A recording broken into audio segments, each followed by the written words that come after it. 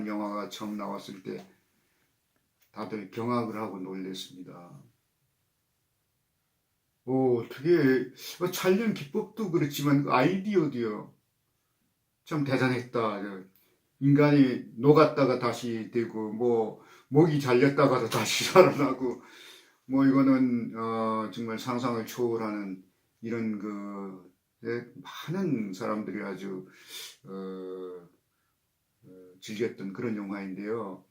식물이 제 생각이 이건 제 생각입니다. 식물이 사람을 바라볼 때 생명을 좀 뇌 하나에다가 참 뇌도 그 얼마나 그 불안한 상태입니까? 가느다란 목에 이렇게 걸려 있는 뇌, 그 뇌가 망가지면 뭐 다 사지고 뭐고 다 쓸 데가 없지 않습니까?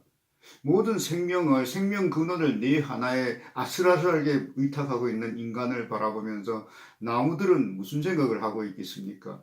참 불쌍하다. 이렇게 나무들은 바로 제가 볼 때 터미네이터입니다. 뭐 가지를 하나 잘라서 땅에 꽂아도 살고요. 뭐 몸통을 다 잘라버려도 다시 싹이 나고요. 완전 터미네이터입니다. 네.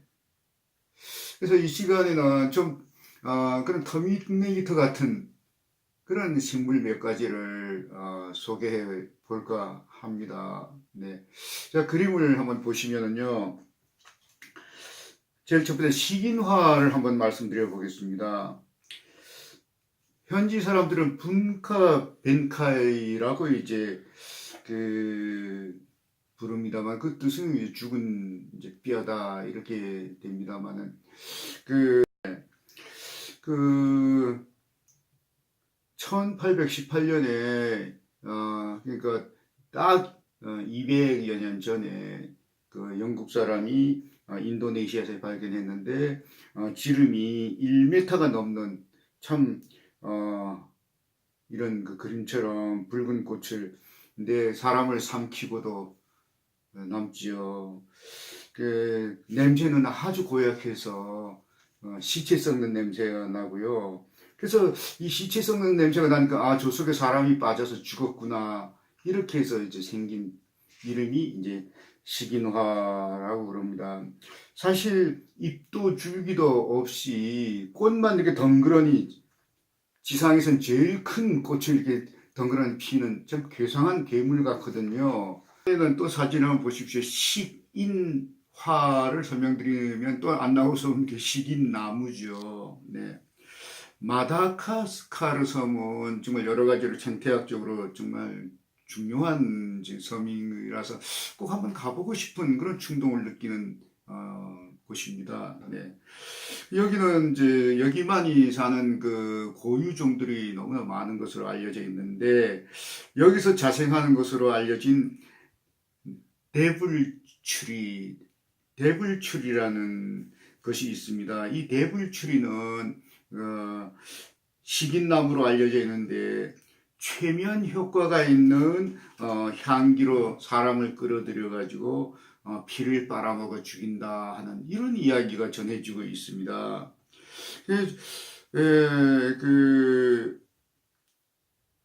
중미에 있는 또 니카라과의 원주민들은 악마의 낚싯줄이라는 흡혈식물에 떨고 있습니다. 과연 이런 것들이 과연 사람을 잡아먹을까? 예, 뭐 그런 말은 전해집니다만은 사실 정글 속에서 어떤 일이 벌어지고 있나는 아무도 모르지요. 하지만 저는 이 식은나무만은 실제는 아니다. 믿을 수가 없군요. 네. 그 다음 또 이 사진을 한번 보십시오. 이름은 악마의 발톱입니다. 데블스 클로라고 해가지고요. 이 식물이 사자를 죽인다는 거 아닙니까? 어떻게 이 조그만 식물이 백수의 왕인 사자를 죽인다는 것입니까? 이 데블스 클로는 우리 같으면 그 진룡이 같이 그 길에서 많은 사람들에게 밟혀서 이렇게 이제 사는데 생김새는 열매가 날카로운 고리 모양으로 돼 있지요. 날카로운 고리 모양. 사람들이 이 데블스 클로우 이걸 밟으면은 발바닥에 날카로운 고리가 박혀가지고 그것이 멀리 멀리 이렇게 이동도 하고 또 아파서 날뛰는 사이에 그 열매가 터져서 이렇게 씨가 퍼지기도 하고 이러는 것입니다.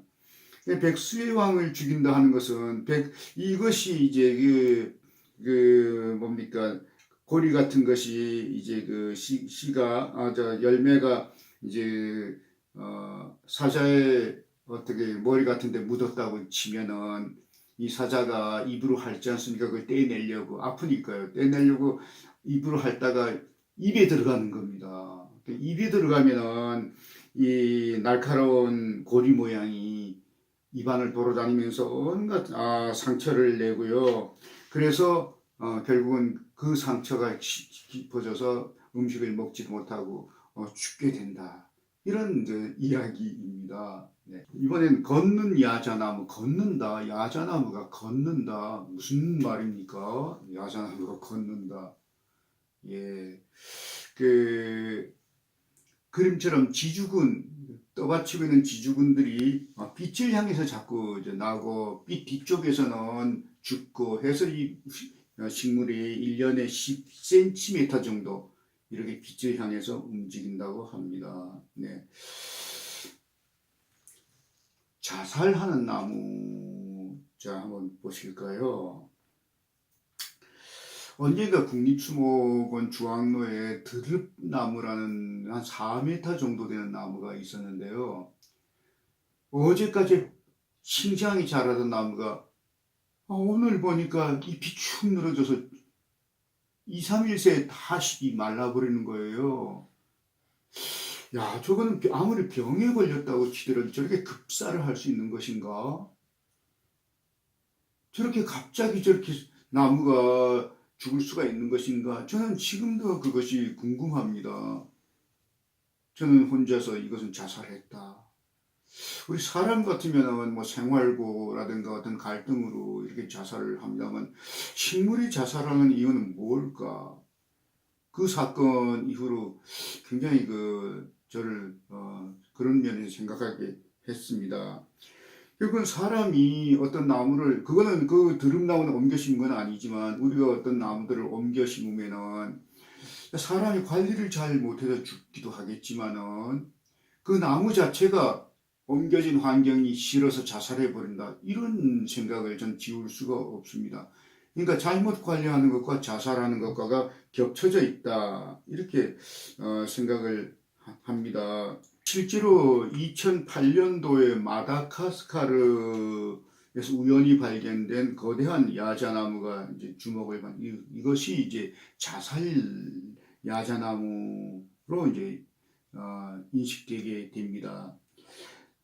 타히나팜이라는 그 이름으로 이제 붙여졌는데요. 자살을 결심하면은 이 나무는 바로 꽃을 피우고 종자를 남긴 다음에 즉시 죽어간다고 합니다. 자살을 한 목적은 말할 것도 없이 종을 남기기 위한 거죠. 그 자살 야자나무는 이제 마다가스카르에 30여 그루밖에 남지 않아서 이제 멸종이 눈앞에 되고 있는데, 이 자살하는 나무는 왜 그래 갑자기 죽어야 되는 운명을 이렇게 택할 것인가? 그것도 정말 알다가도 모를 일입니다. 국립수목원 아열대 식물원에 아가베 파알머리라는 그 식물이 있습니다. 뭐 우리가 용의 혀같이 생겼다 그래서 우리말로 용설란 이렇게도 불립니다만은, 이 식물은 100년 만에 한 번 꽃을 피고 딱 한 번 일생 꽃이 피고 꽃을 핀 다음에 바로 죽어버립니다. 아까 타히나팜 자살야자나무와 비슷한 거죠. 종을 남기고 나서 바로 죽어버린다. 근데 제가 관찰해 보니까 4m 정도 된 꽃대가요, 꽃을 피기 직전에 그 4m 정도 되는 게 급성장합니다. 대나무 크듯이요. 급성장해서 꽃을 피고 바로 시들어 죽어버립니다. 참 자, 그러니까 이 꽃은 뭐 우리가 이 100년에 한 번 피니까 아, 어, 세기의 꽃 이렇게 불릴 수도 있겠지요. 그런데 그 참 이렇게 미련 없이 이 세상을 떠난다 하는 측면에서 저는요, 저도 좀 미련 없이 세상을 떠날 수 있을까? 좀 그런 거 미련 없이 세상을 떠날 수 있는 걸 만약에 선택할 수 있다면은 그게 만약 가능하다면은 사실 좀 얼마나 행복할까 이런 생각도 해봅니다. 이번에 세계에서 가장 이제 비싼 나무는 무슨 나무일까 하는 겁니다. 저, 이 나무는 이제 우즈 사이케드라는 이제 나무인데요. 공식적으로는 영국 런던에는 큐 가든과 남아공화국에는 더번 식물원에 각각 하나씩 보석처럼 지구상에 두 그루밖에 없다 이렇게 해서 굉장히 이 식물을 찾아다니는 플랜트 헌터라고 그러죠. 플랜 헌터들이 표적이 되고 있는데요. 오스트리아의 유명한 플랜트 헌터인 피씨는요, 예, 이 나무를 드디어 이제 아프리카에서 발견하게 되는 거예요. 이 귀중한 나무를. 그래서 갖고 나오려다가 수차례 시도하다가 경찰에 발각되어서 감옥살이도 하고요. 뭐 무려 1년 동안이나 감옥에 있었다고 합니다. 그러니까 얼마나 이 식물을 끄집어내고 싶은 열망이 강하다는 겁니까? 그럼 결국 이 PC는 그 식물이 있는 일대의 땅을 다 삽니다. 사서 이제 그 나무를 소유하게 되고 그 나무는 국외 반출이 안 되는데 그 나무를 반출하게 됩니다. 비밀리에. 그래서 이제 이 나무가 없어졌다고 대소동이 일어났지 않겠습니까? 그런데 세월이 한 20여 년 지난 다음에 발견되었습니다. 어디서 발견되었냐? 오스트리아의 어떤 집의 정원에서 발견되게 됩니다. 그런데 그것이 20여 년 전에 거기서 없어진 거냐 하는 확증은 없지 않습니까? 이미 나무도 많이 변해 있고요. 어쨌든 지금은 공개된 극비상입니다. 예. 그러니까 요즘에 아주 전문적인 지식을 갖고 있는 사람들이 플랜트 헌터 좀 도둑놈인데 이렇게 이름을 좀 고상하게 붙여서 재미있습니다. 네. 그다음에 세계에서 가장 추한 식물에 대해서 한번 보겠습니다. 영국의 왕립원예협회가 실시한 세계에서 가장 추한 식물 뽑기 대회가 열렸었습니다. 뭐 그런 대회도 있습니까? 참 재미있습니다. 근데 그 대회에서 타의 추정을 불허하는 생김새도 기묘하지만 아주 역겨운 가장 냄새를 내는 것으로서 우승한 식물이 티탄 아룸이라는 식물입니다. 원산지는 인도네시아의 수마트라 섬입니다. 이 식물은 흙 속에 묻혀있던 크나큰 싹이 1년에 잎을 딱 한 장만 틔워서 광합성을 하고 다시 들어갑니다. 그러기를 매년 그렇게 하기를 7년을 반복하다가 7년 만에 드디어 웅장한 꽃을 피웁니다.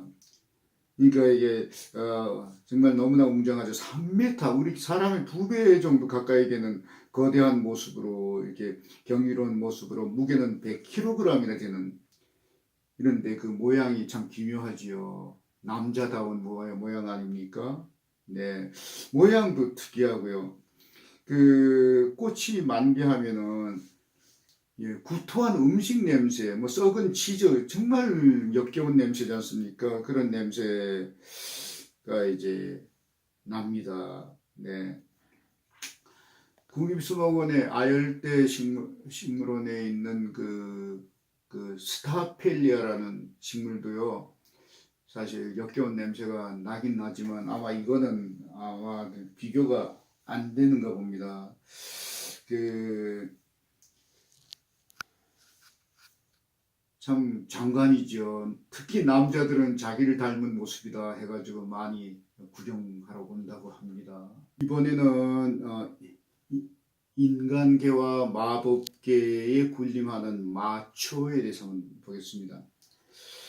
자, 제가 먼저 글을 한번 읽어보겠습니다. 사해 부근에서 밤에 붉게 빛을 발하는 식물이 있었는데 사람이 접근하면 숨어버려서 접근이 어려웠다. 그 식물에 오줌이나 월경혈을 뿌리면 점잖아진다고 하였는데 어쨌든 뿌리채 뽑는 것은 위험하였다. 이 글은요, 기원 후 1세기경, 뭐 거의 2000년 전에 쓰여진 기록인데요.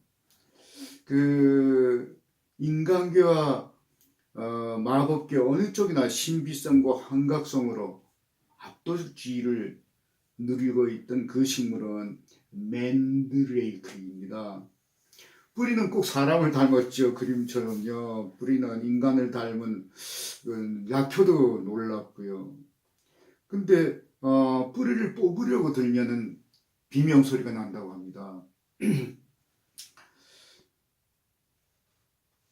그러니까 비명 소리가 나니까 마초는 마초죠. 근데 그 더 놀라운 건 그 비명 소리를 듣는 사람을 바로 죽어버린다고 합니다.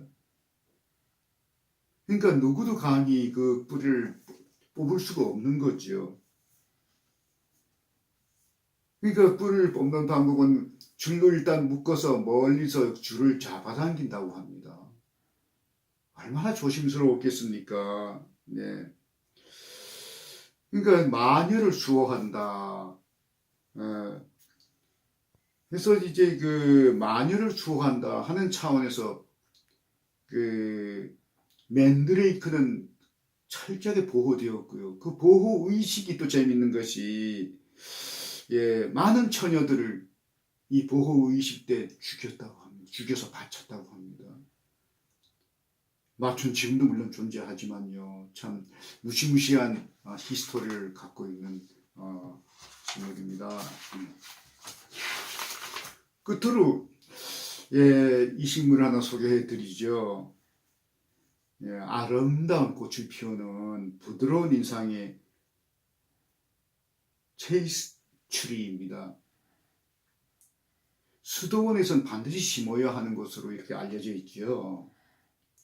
이 나무는 여성들의 월경전 긴장증, 여성 호르몬의 부조화, 두통, 월경통, 생리통, 갱년기 장애 등의 효능이 좋다는데, 그럼 이런 이유 때문에 수도원에 꼭 심어야 되었을까요? 물론 이런 이유라면은 당연히 심어야 되겠지요. 수도원에. 수녀들이 또 이 열매를 늘 씹고 다닌다. 이해가 갑니다. 왜냐, 이렇게 여성병에 특효가 있다 그러니까 당연히 그렇게 될 건데, 정말 수도원에 심어서는 안 되는 이유가 진짜 이유가 있습니다. 이런 이유 말고요. 그건 뭐냐, 이 씨가요, 열매가 성욕을 없앤다고 합니다. 예. 당연히 수녀원에서 성욕을 없애는 필요하지 않겠습니까? 근데 우리나라에서는 절대 심으면 안 되겠지요. 저출산으로 이렇게 고민이 많은 데다가 이 나무까지 심으면 큰일 나겠습니다.